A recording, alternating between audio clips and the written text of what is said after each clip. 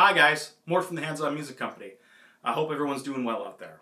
I've heard maybe 5 people ask, oh, where are the update videos? Well, we're trying to do something a little bit different with the new year. We've actually focused more on our Instagram. That's right, we have an Instagram account. Let me put up the graphic right here, let you guys know what our account is on Instagram. Basically, we're trying to move away from doing the 5-minute update videos once a month, where I would show off about 5 or 6 different things, and trying to do 2 to 3 videos a week on the Instagram, where I'm really focusing on one item for about 1 minute to 2 minutes. But without any further ado, here are the videos that I had put together for Instagram for the past 3 weeks or so. In 2002, Fender started a working relationship with Gretsch to take over their production and promotion of their guitars.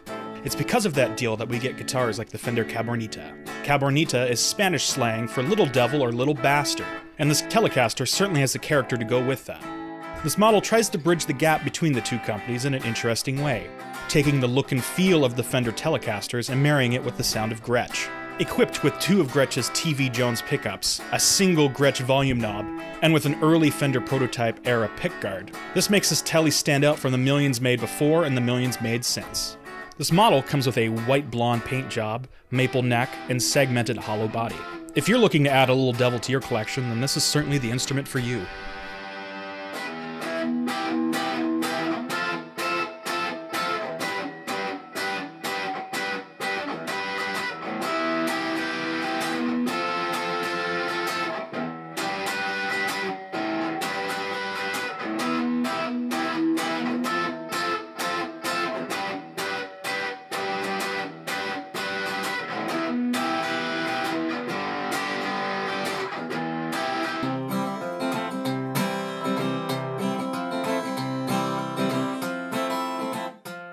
If the full size and the full price of a Martin Dreadnought are a little too much for you, then Martin has you covered with their Junior Dreadnoughts.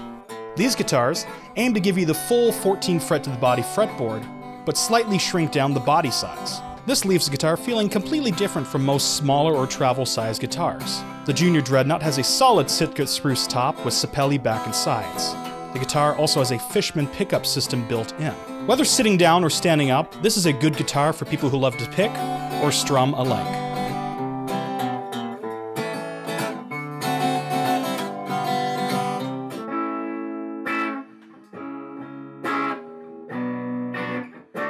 From Ibanez's lawsuit era comes the PF150.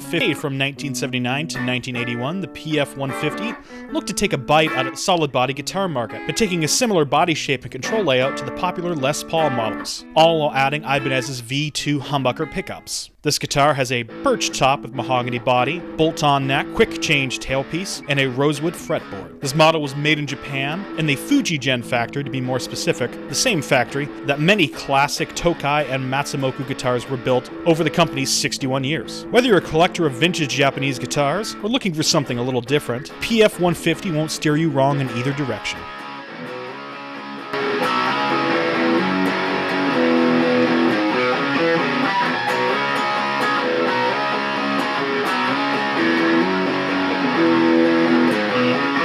Whether you're short on space or starting out in guitar, a small solid-state practice amp can be a great thing for a guitar player to have around. We at the shop have a few different options in stock right now depending on your needs.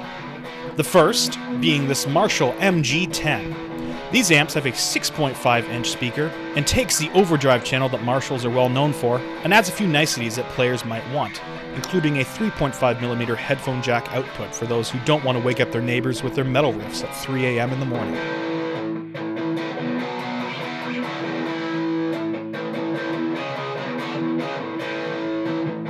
Another option would be the Vox Pathfinder 10s. These amps have a smaller 5-inch Vox Bulldog speaker. The Pathfinder has its own distortion channel and a 1/4-inch line out. What the Pathfinder lacks in size, it makes up for in convenience, while keeping that classic British invasion sound that players might want.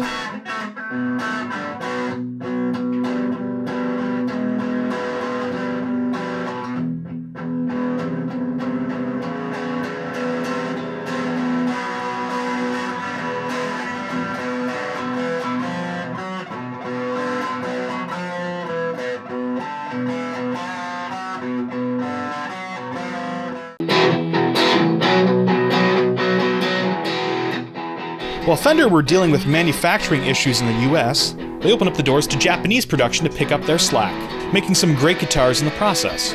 Once again, from the Fujigen factory comes the Squier Contemporary Series Stratocasters.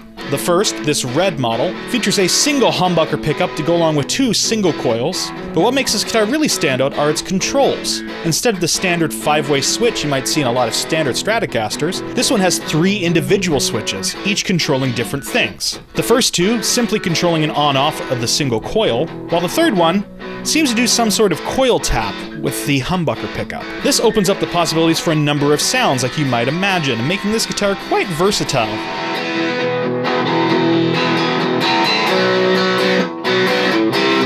Next up, we have this dual humbucker model. This black guitar sounds a lot like an Epiphone or Gibson SG model, but comes with the Fender style neck and design. While these guitars have a tendency to float around the internet on auction sites like eBay or Reverb, why bother with the hassle of international shipping and handling and just drop by the shop and pick one up?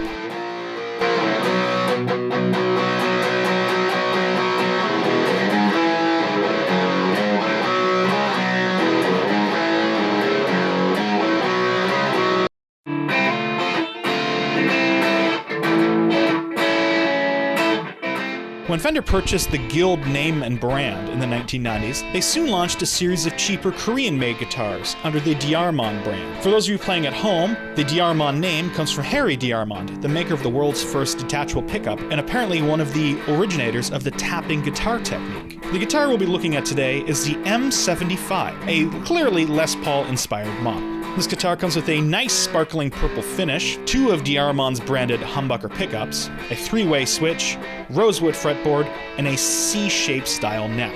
While these might not be the most well-remembered guitar models from the 90s and 2000s, the M-75 is a pretty good-looking and awesome-sounding guitar overall.